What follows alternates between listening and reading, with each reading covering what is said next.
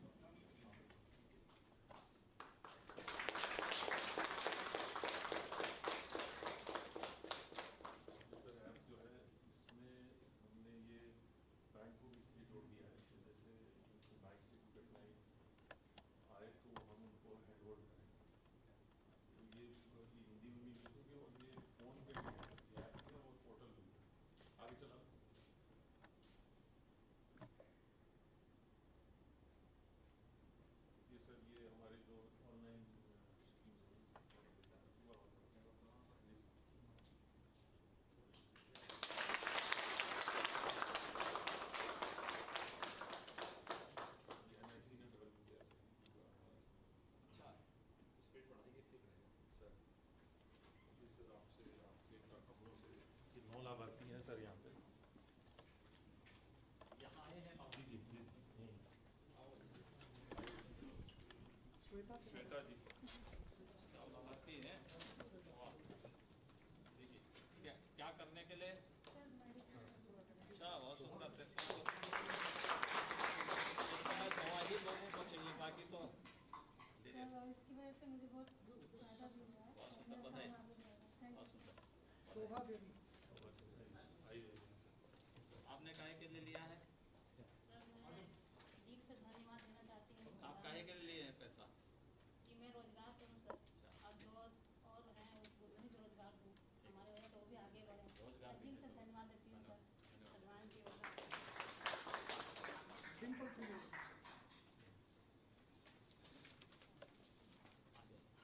आप किस कार्य के लिए ले रहे हैं?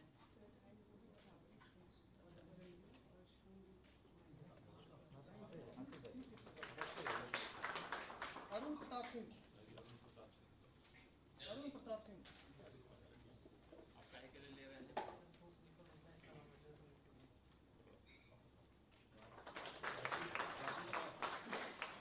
राजवीर कौर। आप क्या काहे के लिए ले रहे हैं?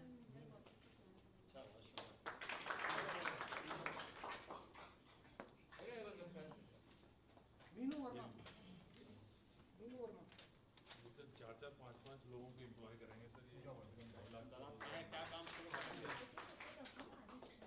बहुत सुंदर बताइए। पूजा वर्मा। आप काहे के लिए ले रहे हैं? ठीक है, बहुत स्वाति जैन। आप क्या काम करेंगे?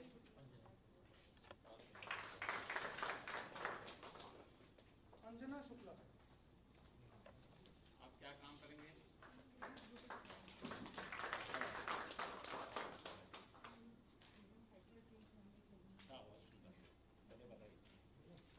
वो वहाँ पर सर जिलों में सभी लाभार्थियों को भी साथ साथ दिया जा रहा है। वहाँ भी 5-5 लाभार्थी हैं सर। 2 लाभार्थी आपसे ये नोएडा के लाभार्थी हैं। मनीष कुमार इनको ये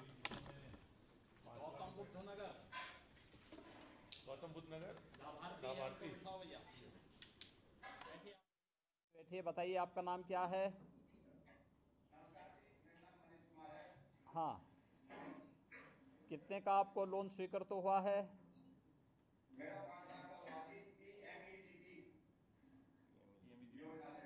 तो कितने का आपका लोन स्वीकृत हुआ है? कितना लोन हुआ है स्वीकृत? क्या काम शुरू करेंगे इससे? ठीक है, बहुत सुंदर। कितने लोगों को नए रोजगार इसमें दे सकते हैं आप? बहुत सुंदर, बहुत बहुत बधाई, हमारी शुभकामनाएं आपको।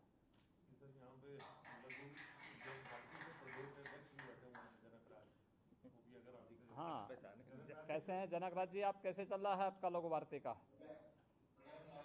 कल जो है जो प्रधानमंत्री जी की अनुकंपा से एमएसएमई सेक्टर के लिए जो कल पैकेज घोषित हुआ है, इससे तो अब आप लोग खुश हैं ना? तो अब इसके लिए पूरे प्रदेश के अंदर देखिए, उत्तर प्रदेश में बहुत संभावनाएं हैं इसकी। हर जिले में सभी लोगों को इसके लिए प्रोत्साहित करिए। और यहाँ पे देखिए, उत्तर प्रदेश में सभी बैंकों के यहाँ के जनरल मैनेजर और मुख्य महाप्रबंधकगण सभी यहाँ पे उपस्थित हैं, सभी लोग देख रहे हैं। ये सभी लोग इसमें सहयोग करने को तैयार हैं। तो हमारा प्रयास होना चाहिए कि अब हम लोग इस सेक्टर को थोड़ा एक नई जान दे दें और इस जान से एक नई पहचान बनेगी। बधाई, आप सबको बहुत बहुत बधाई।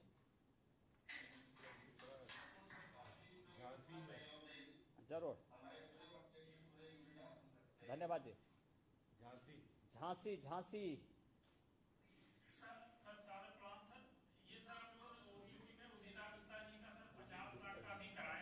बहुत सुंदर। लाभार्थी कौन है? आप हैं? क्या नाम है आपका?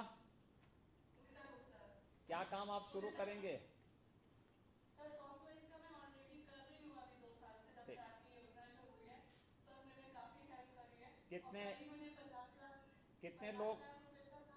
कितने लोग इसमें रोजगार पालेंगे?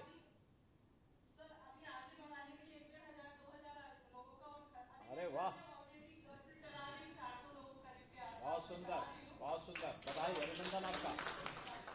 हिम्मत से काम लीजिए, बहुत सुंदर, अच्छा रहेगा। बहुत सुंदर, बधाई हमारी से, बहुत बहुत बधाई। धन्यवाद जी। हाँ, आदरणीय मुख्यमंत्री जी, यहाँ पर सभी उपस्थित अधिकारीगण, यहाँ पे मैनेजर समूह के एसएलबीसी के सभी जनरल मैनेजर्स और कन्वीनर, लाभार्थीगण, जो लोग हमारे साथ जुड़े भी हैं, विशेष रूप से हर जनपद के लोग, उन सबका भी स्वागत। मैं इतना ही कह सकता हूँ कि ये लॉकडाउन जब शुरू हुआ था तो मुख्यमंत्री जी की प्रेरणा से और उनके मार्गदर्शन से हम लोग या हम लोग के जितने भी डीआईसीज हैं, हम लोग के जितने भी जनपद में ऑफिसर्स हैं, हम लोग ने उनको बैठने नहीं दिया। मुख्यमंत्री जी ने आदेश दिया था कि सभी एप्लीकेशंस प्रोसेस होने चाहिए। वो सभी एप्लीकेशंस हम लोग ने एक एक करके प्रोसेस करते रहे और साथ में नए एप्लीकेशंस जो आए हुए थे उनको भी किया, बैंकर्स के साथ भी बैठक करी और आज उसका परिणाम है कि हम लोगों ने यहाँ पर 56,704 लाभार्थियों को और 2002 करोड़ का लोन वितरण कर रहे हैं। और मुझे खुशी है कि जब कल रात को महाराज जी, मैंने जब वित्त मंत्री जी को धन्यवाद के लिए फ़ोन किया था, निर्मला जी को, तो इसकी भी मैंने सूचना दी थी। तो उन्होंने बहुत बधाई देते हुए और आपके विशेष रूप से आपको बधाई के लिए कहा और कहा उन्होंने, वित्त मंत्री जी ने, कि उत्तर प्रदेश पहला राज्य हो जाता है हर चीज़ में आजकल, और इसमें भी पहला राज्य होता है जब हम अनाउंस करते हैं और आप लोग शुरू कर देते हैं काम पूरा लाभार्थियों को देना। तो उन्होंने विशेष रूप से ये कहा। और प्रधानमंत्री जी की जो कल्पना उन्होंने जो आज से 3 दिन पहले जो कहा था लोकल से वोकल होने की, तो वो उत्तर प्रदेश पहले ही से लोकल से वोकल ओडीओपी स्कीम के माध्यम से आपके मार्गदर्शन में कर रहा है। जब पीपीई किट की बात कर रहे थे तो उत्तर प्रदेश ने फिर लीड ली, क्योंकि पीपीई किट जब उत्तर प्रदेश में एक भी नहीं बनती थी। आज मुझे खुशी है कि 26 approve PPE kit units Uttar Pradesh में हम लोग ने तैयार कर दिए हैं।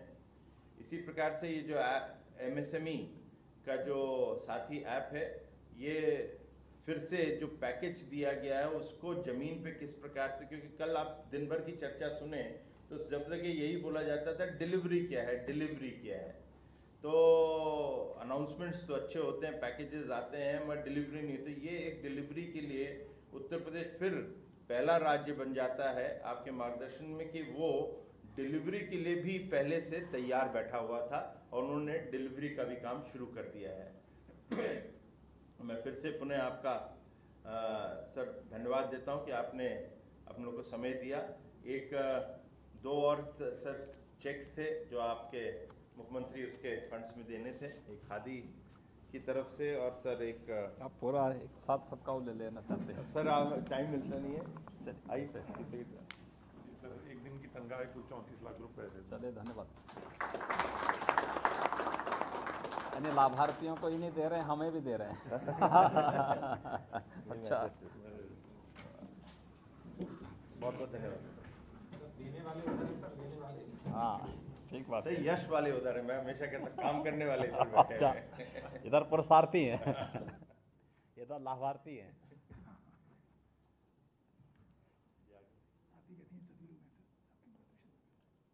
प्रदेश के हमारे सूक्ष्म लघु मध्यम और निर्यात प्रोत्साहन के मंत्री श्री सिद्धार्थनाथ सिंह जी, प्रदेश के मुख्य सचिव श्री आर के तिवारी जी, औद्योगिक एवं अवस्थापना विकास के आयुक्त श्री आलोक टंडन जी, कृषि विकास आयुक्त श्री आलोक सिन्हा जी, अपर मुख्य सचिव वित्त श्री संजीव मित्तल जी, एमएसएमई के प्रमुख सचिव श्री नवनीत सहगल जी, यहाँ पर उपस्थित सभी हमारे प्रशासनिक अधिकारीगण,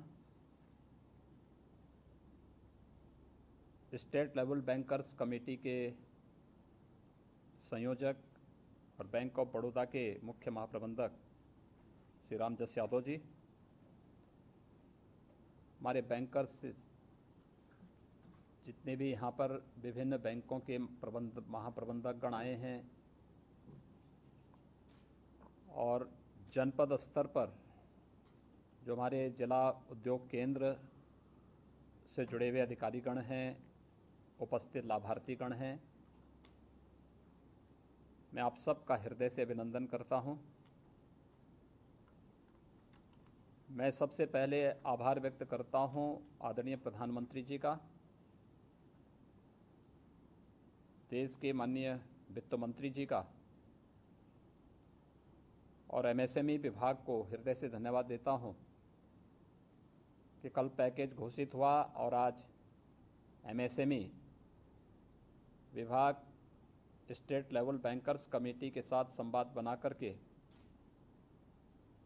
56,754 लाभार्थियों को 2002 करोड़ रुपए का लोन वितरण एक साथ कर रहा है।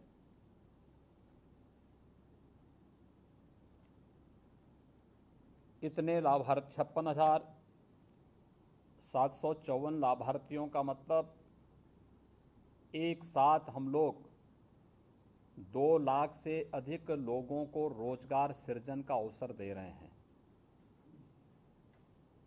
और यही हमारी ताकत है। आदरणीय प्रधानमंत्री जी ने बार बार इस चीज को लगातार वो बोलते रहे हैं। 2014 में जब प्रधानमंत्री के रूप में शपथ लेने के बाद उन्होंने देश को नेतृत्व दिया था, तब भी उन्होंने इस बात पर जोर दिया था, मेक इन इंडिया की जो बात की थी, और परसों के अपने उद्बोधन में उन्होंने लोकल को ग्लोबल बनाने की जो बात कही है, ये वास्तविकता भी है। ये भारत को आत्मनिर्भर बनाने की दिशा में भारत के 135 करोड़ लोगों के स्वावलंबन के साथ जुड़ा हुआ एक बहुत महत्वपूर्ण मुद्दा है। और आदरणीय प्रधानमंत्री जी की ही प्रेरणा से हम लोगों ने उत्तर प्रदेश के अंदर 1 डिस्ट्रिक्ट 1 प्रोडक्ट की अपनी जो अभिनव योजना प्रारंभ की थी, ये उसी कड़ी का हिस्सा है। मेरा मानना है कि उत्तर प्रदेश की सबसे बड़ी ताकत थी, और इस ताकत का ही परिणाम था कि जब 1947 में देश आज़ाद हुआ था, तब उत्तर प्रदेश की प्रति व्यक्ति आय एक राष्ट्रीय प्रति आय के ज़्यादा थी, लेकिन हमने अपनी ताकत को पहचाना नहीं, और धीरे धीरे करके जो हमारा पोटेंशियल था, जो हमारी ताकत थी, जब वो ताकत कहीं न कहीं नज़रअंदाज हुई या उसको कम करके आंकने का प्रयास हुआ, तो उसकी कीमत हम लोगों ने किस रूप में चुकाई कि 2015-16 तक आते आते उत्तर प्रदेश की प्रति व्यक्ति आय राष्ट्रीय औसत के लगभग 1/3 पे आके ठहर गया।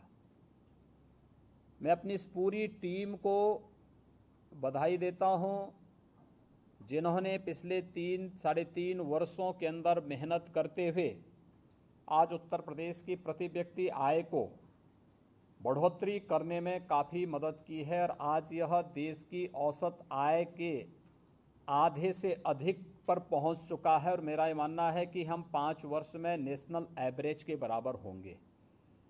इसमें सबसे बड़ा जो भूमिका है वह हमारे एमएसएमई सेक्टर का रहा है। मुझे याद है जब हम लोगों ने 1 डिस्ट्रिक्ट 1 प्रोडक्ट की अपनी नीति को आगे बढ़ाया था, यह आज देश की एक यूनिक योजना बन चुकी है। हमने 2018 यानी जब 24 जनवरी 2018 को उत्तर प्रदेश का स्थापना दिवस हम लोगों ने मनाया था, तो उत्तर प्रदेश के स्थापना दिवस में हम लोगों ने इसकी घोषणा की थी और 18 के बाद 2020 के यूनियन बजट में भी भारत सरकार ने 1 डिस्ट्रिक्ट 1 प्रोडक्ट के लिए धन की व्यवस्था की और अन्य राज्यों से कहा कि उत्तर प्रदेश की तर्ज पर अन्य राज्य भी अपने यहाँ के लोकल जो भी प्रोडक्ट है उसके बारे में, उसको प्रमोट करने के बारे में कुछ सोचें। और उत्तर प्रदेश में तो इस प्रकार की बहुत सारी चीज़ें हैं जिसको केवल लोकल ही नहीं, उसको ग्लोबल बनने की क्षमता उसमें है। लेकिन हम अपनी चीज़ों को समय के अनुसार उसको एक नए टेक्नोलॉजी के साथ, नई डिजाइन के साथ आगे बढ़ाने के बारे में प्रयास प्रारंभ तो करें। बहुत संभावनाएं हैं, बहुत पोटेंशियल है और हमें इस पे आगे कार्य करना चाहिए। और इस दिशा से आज एमएसएमई ई साथी पोर्टल भी लॉन्च हुआ है आप सबकी मदद करने के लिए। देखिए लॉकडाउन है, लेकिन लॉकडाउन में टेक्नोलॉजी का उपयोग करते हुए कैसे बेहतर कार्य किया जा सकता है, या एमएसएमई और बैंकर्स कमेटी ने मिलकर के, एसएलबीसी ने मिलकर के जो तय किया, एक साथ 56,754 लाभार्थियों को लोन उन्हें ऑनलाइन ये सारी सुविधाएं उपलब्ध करा दी जा रही है। यानी अगर हम ये कहते कि भीड़ लगाते, जगह जगह मेला लगाते, लोग बोलते लॉकडाउन को तोड़ रहे हैं, लेकिन बैंकों ने मिलकर के विभाग के साथ बेहतर समन्वय बनाया और ऑनलाइन जो व्यवस्था की उसके तहत 56,000 से ज़्यादा लोग एक साथ 2,002 करोड़ रुपए का लोन एक साथ प्राप्त कर रहे हैं। और ये 56,754 का मतलब 2 लाख लोगों को सीधे सीधे हम रोजगार देने की गारंटी इसके साथ ही जोड़ रहे हैं। मैं इसके लिए एमएसएमई विभाग को, विभाग के मंत्री को, विभाग के प्रमुख सचिव को, अपर मुख्य सचिव वित्त के साथ साथ अपने जितने भी हमारे यहाँ पर बैंकर्स कमेटी से जुड़े हुए पदाधिकारी हैं, इन सब को मैं हृदय से इसके लिए धन्यवाद देता हूँ, बधाई देता हूँ। निश्चित ही ये हमारी एक ताकत है और इस ताकत को मैंने तब महसूस किया जब मुझे 1 डिस्ट्रिक्ट 1 प्रोडक्ट के कार्यों की मैपिंग की दिशा से अलग अलग जनपदों में जाने का अवसर प्राप्त हुआ था। जब मैं भदोई में गया तो वह एक उपेक्षित क्षेत्र था, लेकिन भदोई की कालीन आज 4,000 करोड़ रुपए से अधिक की कालीन एक्सपोर्ट होती है। मैं मुरादाबाद में गया, वहाँ पर ब्रास की जो आइटम थी वह पहले उपेक्षित अपने को महसूस कर रही थी, आज 6,000 करोड़ रुपए से अधिक का ब्रास के आइटम एक्सपोर्ट होते हैं। ऐसे ही फिरोजाबाद में ग्लास की आइटम है, कन्नौज का इत्र है, या फिर अलग अलग जगह पर अलग अलग प्रकार की आइटम है। मेरा मानना है कि हमें समय के अनुरूप सोचने की ताकत विकसित करनी पड़ेगी। और मैं इस बात को कहता हूं क्योंकि जब गोरखपुर का टेराकोटा इसके लिए चयन हुआ, लोगों ने कहा टेराकोटा में क्या होगा, और सब तो एक हाथी जैसा बना देते हैं, घोड़ा बना देते हैं, बाकी कुछ तो नहीं। हमने कहा इसमें बहुत कुछ छुपा हुआ है, और बहुत कुछ छुपा हुआ का मतलब आज पूरी दुनिया चीन से पलायन कर रही है, एक प्रकार से नफरत से कर रही है। पूरी दुनिया जिस वैश्विक महामारी को झेल रही है, हर व्यक्ति इस बात को देख रहा है कि इसके पीछे कहीं ना कहीं चीन उसके पीछे है। उन स्थितियों में आखिर हमारे यहाँ दीपावली के अवसर पर गौरी गणेश की प्रतिमाएं चीन से क्यों आएंगी? क्या ये गोरखपुर का टेराकोटा इसकी आपूर्ति नहीं कर सकता? क्या हम उनको डिजाइन दे देंगे और उस डिजाइन के माध्यम से वह अगर उसको देंगे तो बेहतर, चीन से बेहतर प्रोडक्ट देने की क्षमता उनके पास है। हम लोगों ने जब पहला दीपोत्सव का कार्यक्रम अयोध्या में किया था तो उस कार्यक्रम में 51,000 दीपक हम लोगों ने प्रज्वलित किए थे। 51,000 मिट्टी के दीपक मंगाने के लिए हम लोगों को पूरा उत्तर प्रदेश में ढूंढने पड़े थे, तब हमें 51,000 दीपक मिल पाए थे। और विगत वर्ष हम लोगों ने 5,51,000 दीपक जलाए थे, सभी अयोध्या में बने थे। अयोध्या के ही हमारे माटी कला बोर्ड से जुड़े हुए उद्यमी थे, उन्होंने बनाए थे और सभी लोग इस बात के लिए खुश थे कि इसके कारण उनको रोजगार मिला है और रोजगार के साथ साथ गांव के तालाब भी इसी बहाने साफ हो गए जल संरक्षण की दृष्टि से, जिससे लोगों को हम लोग मिट्टी कुम्हारों को फ्री में उपलब्ध करा रहे थे। वे उससे मिट्टी के उत्पाद बना रहे थे, दीपक बना रहे थे या अन्य उत्पाद बना रहे थे। साथ साथ गांव के तालाब की मिट्टी निकाल कर लेते थे तो वह तालाब फिर से तैयार होता था जल संरक्षण के लिए। ये यानी कार्य भी हमारा हो जा रहा है। अन्यथा मिट्टी निकालने के लिए पैसा अलग खर्च करो और फिर उस मिट्टी को हम फेंकते थे, हर साल वो मिट्टी वहीं बह करके निकल जाती थी। लेकिन एक साथ हम लोगों ने दोनों चीजों का कार्य किया। ऐसे ही हर एक संभावनाएं हैं दुनिया के अंदर। बांसुरी जो बजती है, ये बांसुरी कहीं और नहीं बनती है, उत्तर प्रदेश के पीलीभीत में बनती है। ये ढोलक दुनिया के अंदर कहीं नहीं बनता, ये उत्तर प्रदेश के अमरोहा में बनता है।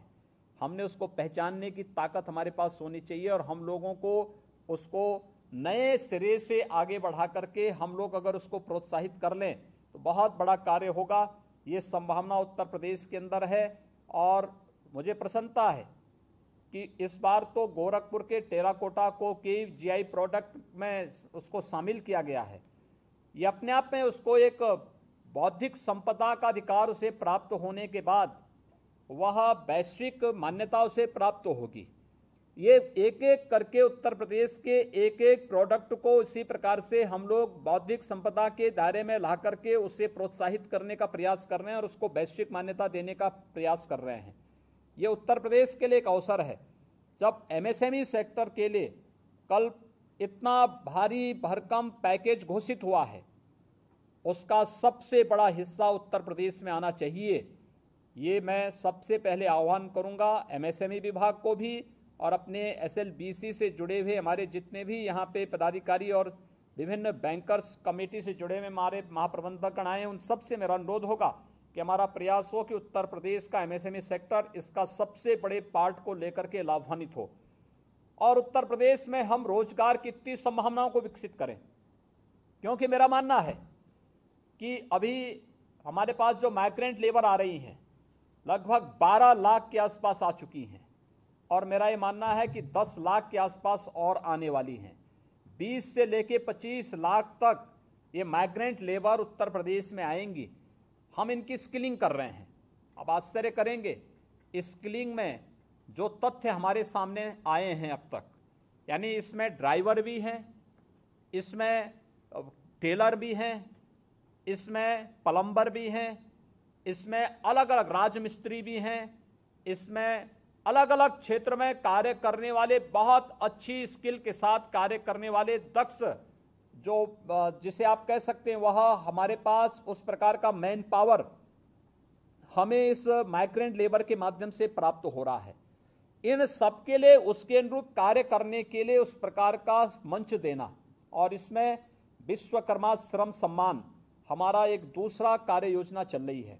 मेरा ये मानना है कि अकेले विश्वकर्मा श्रम सम्मान में हम लोग हर वर्ष 1.5 लाख लोगों को उत्तर प्रदेश के अंदर जो 15 हमने कैटेगरी तय की है, इस 15 कैटेगरी में हम लोग हर गांव के लोगों को जोड़ करके और इसमें बेहतर प्रदर्शन कर सकते हैं। 1.5 लाख के हिसाब से अगर हम प्रयास करेंगे तो बहुत बड़े मात्रा में रोजगार हम इसके माध्यम से भी सृजित कर सकते हैं। उनके लिए टूल किट उपलब्ध करवाना, उनका प्रशिक्षण देना, उनको बैंकों के साथ जोड़ना, और छोटी पूंजी लेंगे वे, कोई किसी को 10,000, किसी को 25,000, किसी को 50,000, किसी को 1.5 लाख, किसी को 2 लाख, इससे ज्यादा पूंजी उनको नहीं चाहिए, क्योंकि टूल किट हम उन्हें फ्री में उपलब्ध कराएंगे और जो पैसा बैंक से वे लेंगे उसकी गारंटी सरकार लेगी, सरकार उसमें सहयोग करेगी। ये एक बड़ा कार्य इसमें हो सकता है। हम इसमें 1.5 से लेकर के 2 लाख लोगों को इसमें हर वर्ष नए रोजगार और नौकरी के साथ जोड़ने का कार्य कर सकते हैं। इसी प्रकार से मुख्यमंत्री युवा स्वरोजगार योजना और अन्य जो महत्वपूर्ण योजनाएं हम लोगों ने प्रदेश के अंदर प्रारंभ की हैं, इन योजनाओं को भी हम अगर एक साथ जोड़ लेंगे तो बहुत बड़ा कार्य हो सकता है।